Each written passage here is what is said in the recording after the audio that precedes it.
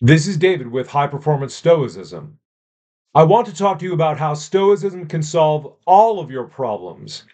That's right, all of your problems. And what I mean by that is the process of practicing Stoicism in order to become virtuous, that is what's going to solve all your problems, even if your problems are of very different kinds. Now, there's one limitation that we have to put on this, and it's based on reality.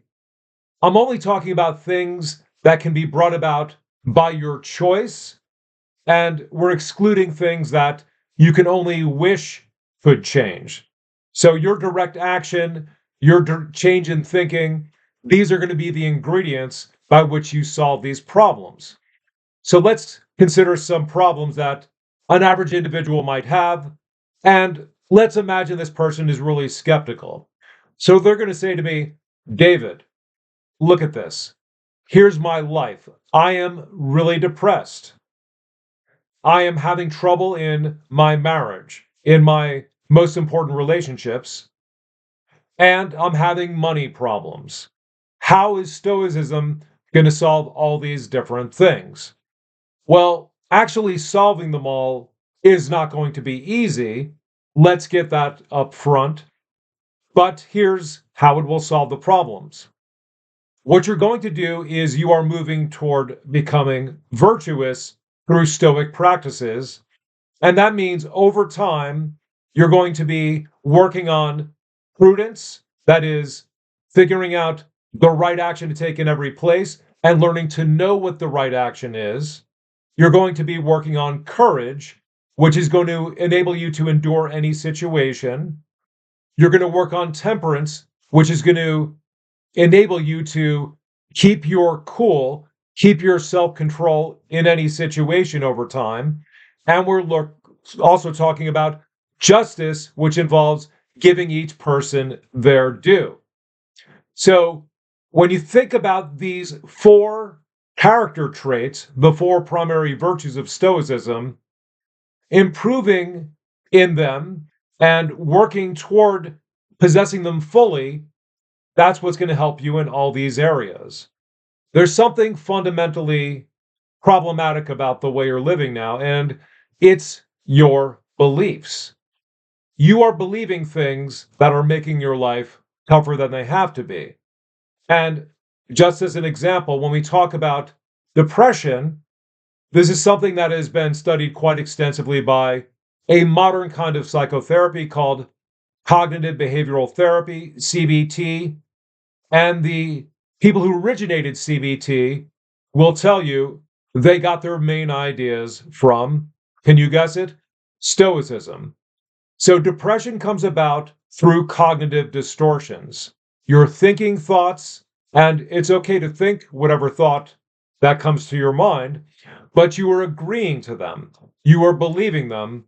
And the people that do think negative thoughts consistently and ruminate on them, that is a major cause of depression. Let's talk about your relationship problems because many people think about I'm having relationship problems and here's the problem. It's you.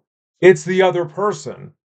Rarely do people think, okay, I am going to be the solution to this problem, but that's what you're going to have to do.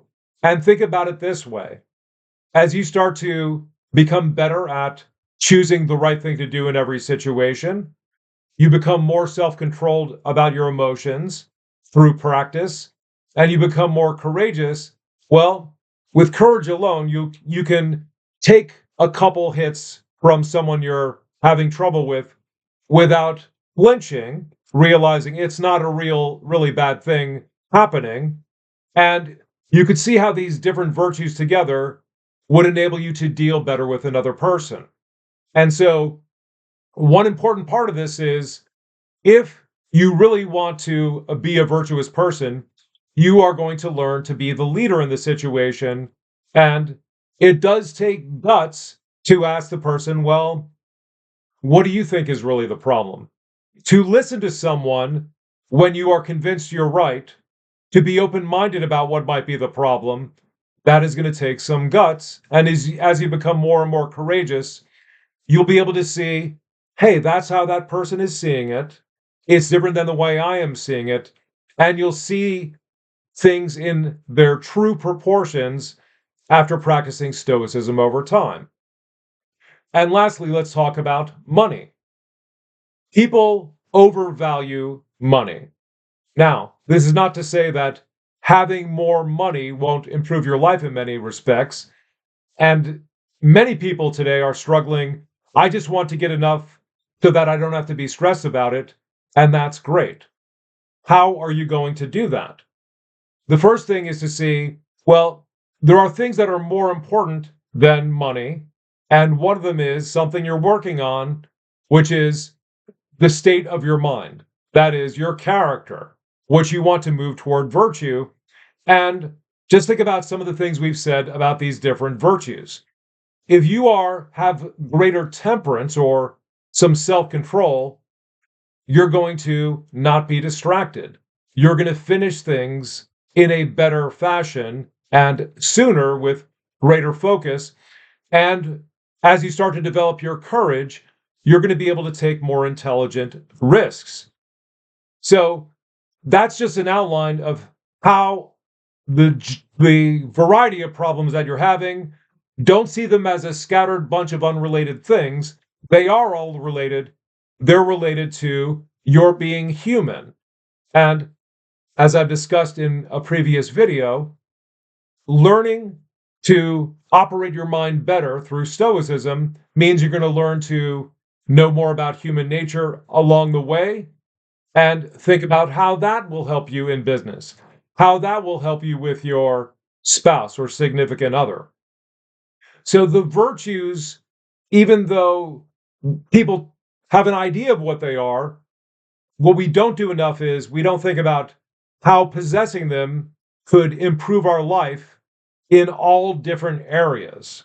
And so that's how Stoicism will help you to improve your life as a whole, which means solving all the problems that you're dealing with now. Please do me a favor, like, subscribe, give me a comment, and we'll see you in the next video.